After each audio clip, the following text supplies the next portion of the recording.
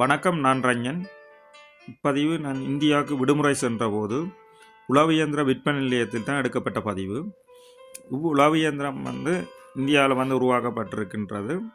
அத்தோடு இதற்கு 12 horse power ஒரு சிலிண்டர் டீசல் இன்ஜினை பொருத்தப்பட்டிருக்கின்றது.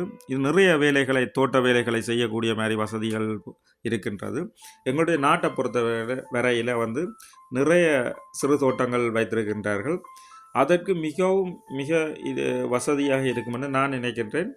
அத்தோடு இதனுடைய பெறுமதியும் இந்தியன் பணத்துக்கு 35,000 ரூபாய்க்கு நாங்கள் வேண்டலாம். ஒரு பெரிய டிராக்டர் வேண்டுன்னு சொன்னால் நிறைய பணம் தேவை.